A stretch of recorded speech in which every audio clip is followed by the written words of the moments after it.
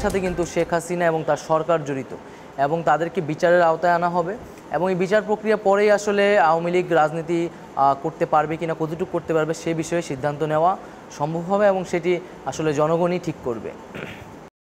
এটি একটি অন্তর্বর্তীকালীন সরকার, কোনো তত্ত্বাবধায়ক সরকার না যে কেবল নির্বাচন ব্যবস্থা আয়োজন করাটাই তার দায়িত্ব, বরং যে রাষ্ট্রীয় কাঠামোর সংস্কারের কথা আমরা বলছি এবং একটি রাষ্ট্রের নানান সেক্টরে সেই ধরনের সংস্কার এবং পুনর্গঠন করে আমরা একটি বাংলাদেশের যেই ভবিষ্যৎ, সেই ভবিষ্যৎ রূপরেখাটি তৈরি করতে চাই।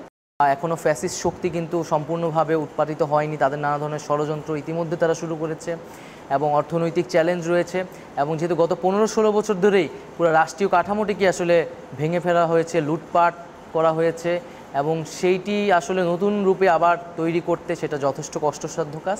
তবে আমরা মনে করি যেহেতু ছাত্ররা, জনগণ আমাদের সাথে আছে এবং সেই আস্থার জায়গাটি আমাদেরকে তারা দিয়েছে, আমরা তাদেরকে সাথে নিয়ে এই কষ্টসাধ্য কাজটি করতে পারবো। আমরা যদি তড়িঘড়ি করি বা নির্বাচনমুখী আয়োজনে ব্যস্ত থাকি তাহলে এই আন্দোলনের স্পিরিট হারিয়ে যাবে।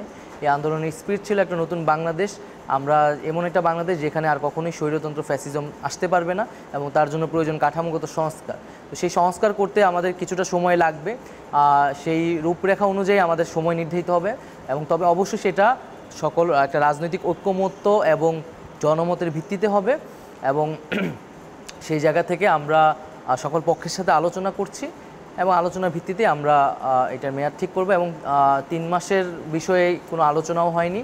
এখানে সব কিছু কিন্তু ডক্ট্রিন অফ যে নেসেসিটি, সেই রকম একটা জরুরি অবস্থার মধ্যে দিয়ে আমরা যাচ্ছি। সেই জরুরি অবস্থা অনুযায়ী কিন্তু আমাদের সরকার এবং সব কিছুই আসলে নির্ধারিত হচ্ছে। রাজনীতিতে এক প্রকার এসে গিয়েছি, তবে সেটি নিজের ইচ্ছায় নয়, ব্যক্তির ইচ্ছায় নয়, পরিস্থিতি অনুযায়ী, জনগণের প্রত্যাশা অনুযায়ী আমি বা আমাদেরকে কিন্তু আজকে এই জায়গায় আসতে হয়েছে এবং আমাদের কোনো ব্যক্তিগত আকাঙ্ক্ষার আসলে এখানে সুযোগ নেই। পরিবর্তিত পরিস্থিতি এবং জনগণের ইচ্ছা অনুযায়ী আসলে সিদ্ধান্ত হবে। তবে জনগণ আশা করছে যে তারুণ্য দেশের চালিকা শক্তি হবে।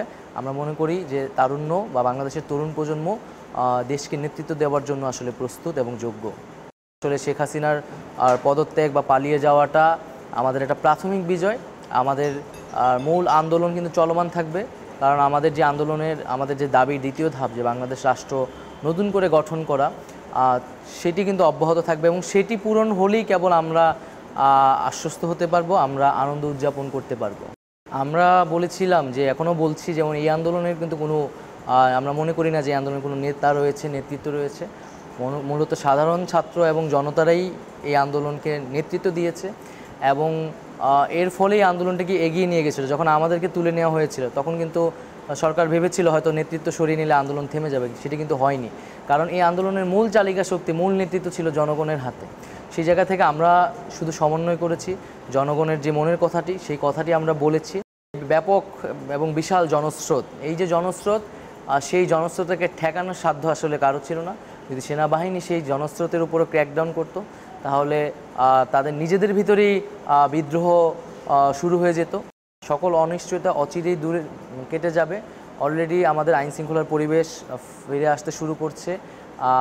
আমরা নানান সব সেক্টরে সংস্কারের প্রস্তাবনাগুলো তৈরি করছি, সকল পক্ষের সাথে আলোচনা করছি। খুব শীঘ্রই আমরা একটি স্থিতিশীল অবস্থায় পৌঁছাতে পারবো বলে আশা ব্যক্ত করছি।